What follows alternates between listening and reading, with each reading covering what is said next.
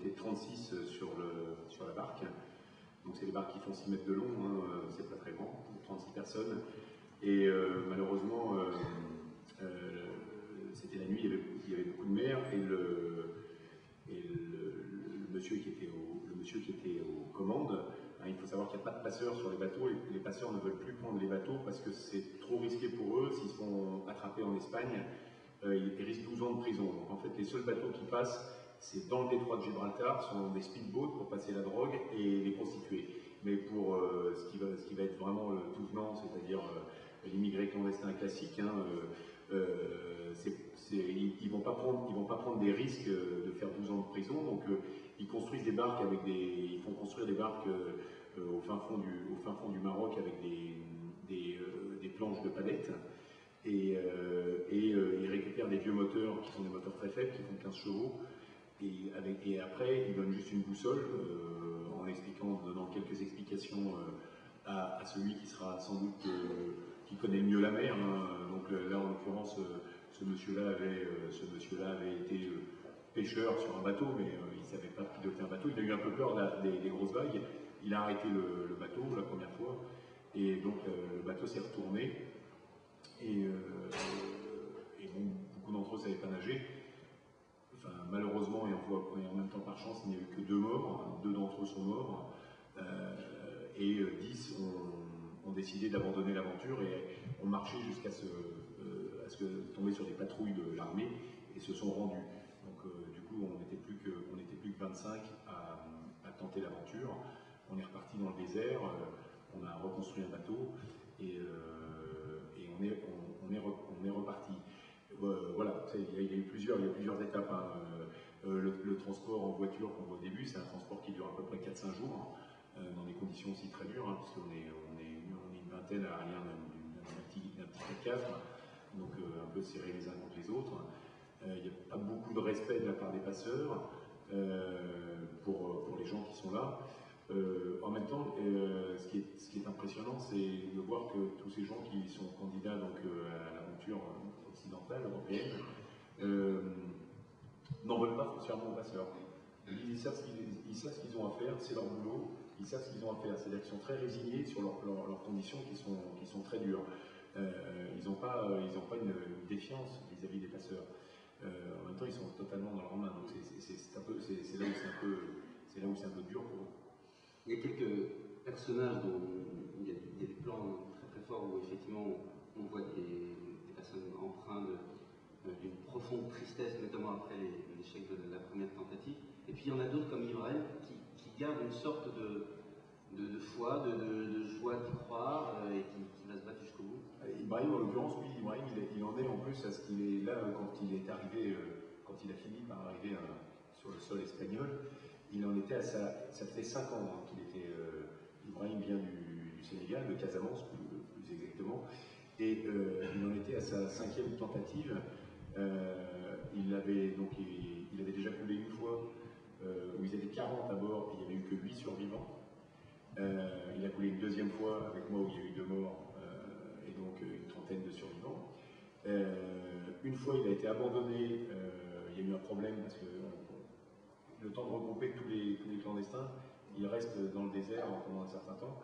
Et une fois, donc, ils ont été abandonnés dans le désert aussi, parce que bon, il y a eu un problème avec les passeurs. Les passeurs, on intéresse quand même à ce que les gens passent, hein, puisqu'il y a une partie de l'argent qui est payée avant, mais une partie après. Et surtout, si un passeur, il n'y a jamais personne qui arrive, les intermédiaires leur font plus confiance pour leur amener des gens qui veulent passer. Donc il y a eu 5 ans, 5 tentatives, et c'est vrai qu'il y a quelque chose d'exceptionnel, c'est que c'est le courage et la joie de vivre de ces gens qui sont dans des situations très difficiles. Et finalement, c'était plutôt eux qui me remontaient le moral que moi qui leur remontais après la première tentative. À la fin de l'aventure, en fait, c'est un problème, mais c'est pas vraiment un problème, parce que c'est un problème pour les populations d'origine maghrébine, mais pas pour les populations d'origine africaine. C'est-à-dire qu'à l'arrivée sur les côtes des Canaries, certains ne veulent pas se faire attraper par la Guardia civile, et d'autres s'en foutent, parce que les personnes ne seront pas envoyées chez eux. Donc on va dire que les populations d'Afrique noire s'en foutent, et ils choisissent un pays, enfin ils n'ont pas de papier sur eux, ils s'inventent une nationalité, etc. Et eux, ils iront dans un centre de rétention, puis après, ils auront un sauf-conduit d'1 an, ce qui leur permettra d'après de disparaître plus facilement dans la nature. En revanche, il y a des accords très précis avec le Maroc, entre l'Espagne et le Maroc, et avec la Tunisie et avec l'Algérie également. Et donc ces gens-là, en revanche, eux, s'ils sont arrêtés, ils sont renvoyés directement de l'autre côté. Ils se retrouvent dans un centre de rétention au Maroc. Voilà. Donc, en fait, on s'est fait attraper par les gardes-côtes espagnols qui ont arraisonné notre bateau. Tous les clandestins ont été pris en charge à leur arrivée par la Croix-Rouge. Bon, en revanche, j'ai été pris en charge par la Guardia civile et j'ai été en prison, puisque j'ai été accusé d'être un passeur et donc de trafic d'êtres humains. Donc j'ai eu un procès en Espagne grâce à la presse espagnole qui s'est mobilisée. Je ne suis pas resté en prison. Et finalement, lors du procès, ils ont compris que j'étais pas un passeur. D'ailleurs, ils avaient eu l'occasion de voir le film entre le moment et je leur avais fourni d'ailleurs une cassette du film. Ils étaient un peu furieux aussi parce que quand ils m'ont arrêté, j'avais pas les cassettes sur moi. Donc j'avais réussi à les cacher pour qu'elles ne disparaissent pas. C'est toujours le problème. Donc c'est pour ça qu'ils m'ont un peu embêté pendant quelques temps. Mais bon, tout s'est arrangé. Donc malheureusement, il y avait cinq personnes d'origine maghrébine qui avaient été envoyées chez elles.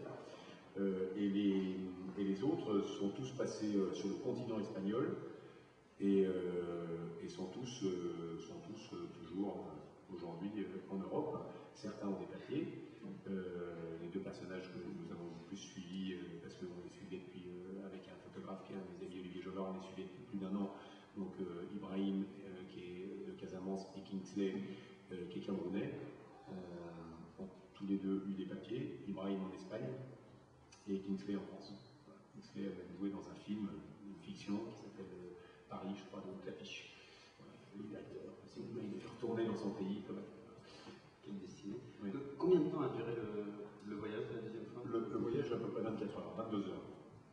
22 heures de mer. Pour plus d'une centaine de kilomètres. Ouais, dans des conditions assez. La chance, c'est que la mer n'était pas trop dure, mais c'est vrai que c'est des toutes petites barques qui. Le moindre incident, elle se retourne. Le moindre incident, elle se retourne et tout le monde y reste. Si la personne qui contrôle le bateau avec la boussole n'est pas très douée, il peut rater les îles Canaries. Ça arrive tout le temps. Donc après les Canaries, c'est juste l'Amérique. Donc l'Amérique qui risque pas d'y arriver. Donc conclusion, le bateau il meurt en mer de soif, il disparaît la plupart du temps en mer parce qu'en plus c'est pas des routes très fréquentées par les cargos, etc. Donc ou alors ils peuvent retourner sur les plages marocaines parce qu'ils se trompent de direction. Mais sinon c'est effectivement 24 heures de mer.